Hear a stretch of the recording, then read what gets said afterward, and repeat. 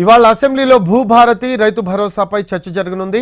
దీంతో CM Revanth Reddy assembly committee హాల్లో MLA ఎమ్మెల్సీలతో భేటీ కానున్నారు. ఆ అంశాలపై చర్చ సందర్భంగా ఎలాంటి వ్యూహం అనుసరించాలి అనే అంశంపై తమ పార్టీ సభ్యులకు దిశానిర్దేశం చేయనున్నారు.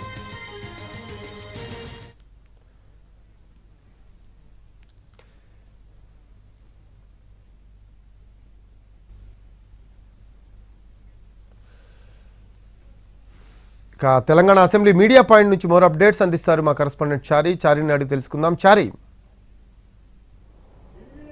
మరి కాసేపట్లో తెలంగాణ అసెంబ్లీ సమావేశం ప్రారంభం కాబోతుంది. ఈ సమావేశంలో ఈరోజు ప్రభుత్వం పెట్టినటువంటి ఎజెండా కనుక చూస్తే సాయంత్రం వరకు కూడా ఈ సభ కొనసాగేటువంటి అవకాశం ఉంది. ప్రధానంగా అసెంబ్లీ సమావేశాలు రేపటితో ముగుస్తాయనేటువంటి అభిప్రాయంతో ఉన్నటువంటి నేపథ్యంలో ప్రభుత్వం తనకు సంబంధించినటువంటి పూర్తి స్థాయిలో బిల్లులన్నింటినీ కూడా ఈ సభలో ఆమోద ముద్ర వేయించుకునేటువంటి పనిలో ఉంది. దాంట్లో భాగంగానే ఇవాళ 4 బిల్లులకు సంబంధించి ఆమోద ముద్ర వేసేటువంటి అవకాశం ఉంది. దానికి ఆ 4 బిల్లుల్ని కూడా సభలో ఇవాళ ప్రవేశపెట్టబోతుంది. దీంట్లో మొదటగా భూభారతికి సంబంధించి నిన్న మంత్రి పొంగులేటి శ్రీనివాసరెడ్డి ఈ భూభారతి చట్టానికి సంబంధించినటువంటి పూర్తి స్థాయిలో వివరణ ఇచ్చారు. ఈరోజు దాని మీద చర్చ జరుగుతుంది. ఆ చర్చ తర్వాత ఈ బిల్లుకు ఆమోదానికి సంబంధించినటువంటి ప్రక్రియ కొనసాగుతుంది. వీటితో పాటుగా తెలంగాణ మున్సిపాలిటీ సవరణ బిల్లు, అలాగే హైదరాబాద్ మున్సిపల్ కార్పొరేషన్ సవరణ బిల్లు, అలాగే పంచాయతీరాజ్కు సంబంధించినటువంటి సవరణ బిల్లు, ఇవన్నిటి కూడా ఈ ఎన్నికలు దగ్గర పడుతున్నటువంటి నేపథ్యంలో ఈ ఎన్నికల్లో పోటీ చేసేటువంటి వల్ల 2 పిల్లలు ఉంటేనే పోటీ చేయాలనేటువంటి ఒక నిబంధన ఉండే దానికి సంబంధించినటువంటి సవరణ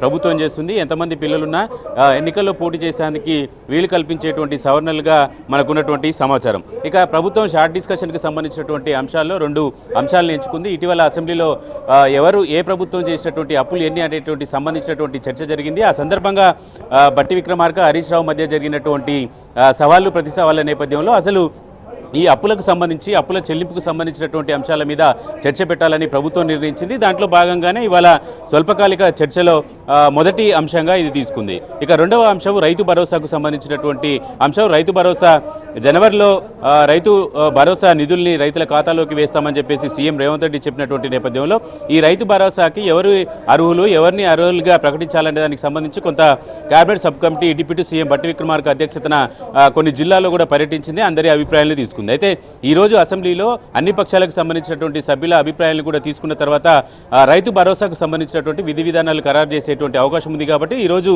స్వల్పకాలిక చర్చలో రైతు భరోసా సంబంధించినటువంటి అంశాన్ని పెట్టాలని నిర్ణయించుకుంది. ఇక అసెంబ్లీ ఎజెండాకు సంబంధించినటువంటి విషయాలు ఏదంటే గంట ముందే సీఎం రేవంత్ రెడ్డి అసెంబ్లీకి రాబోతున్నారు. మరి కాసేపట్లోనే సీఎం అసెంబ్లీకి చేరుకోబోతున్నారు. పార్టీకి సంబంధించినటువంటి ఎమ్మెల్యేలు, ఎమ్మెల్సీలు పూర్తి స్థాయిలో వారికి ఈ భూభారతి కావచ్చు, సభలో జరిగేటువంటి వ్యవహారానికి సంబంధించినటువంటి అంశాలన్నిటి మీద కూడా దిశానిర్దేశం చేయడానికి కొద్దిసేపట్లోనే అసెంబ్లీ కమిటీ హాల్లో ఎమ్మెల్యేలు, ఎమ్మెల్సీలతో సమావేశాన్ని నిర్వహించారు.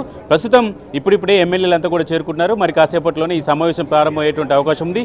ఈరోజు భూభారతికి సంబంధించినటువంటి చర్చలో ప్రతిపక్షాల నుంచి అనేక ప్రశ్నలు ఉత్పన్నమయ్యేటువంటి అవకాశం ఉంది. ఎందుకంటే పాత పద్ధతిని తీసుకురావడం వల్ల అవినీతి ఎక్కువ పెరుగుతుంది అనేటువంటి అభిప్రాయంతో ప్రధాన ప్రతిపక్షం బీఆర్ఎస్ ఉంది. దానికి సంబంధించినటువంటి ఆరోపణలు, ప్రత్యారోపణలు సంబంధించినటువంటి చర్చ వాడివేడిగానే జరిగే అవకాశం ఉంది. కాబట్టి ఈ చర్చకు సంబంధించి వచ్చేటువంటి చర్చలో ఏ అంశాలు వస్తాయి, దానికి ఎలా రియాక్ట్ కావాలనే దానికి సంబంధించినటువంటి అంశాలన్నిటి మీద కూడా సభ్యులకు దిశానిర్దేశం చేయబోతున్నారు సీఎం రేవంత్ రెడ్డి, అలాగే శాసనసభ వ్యవహారాల శాఖ మంత్రి శ్రీధర్ బాబు.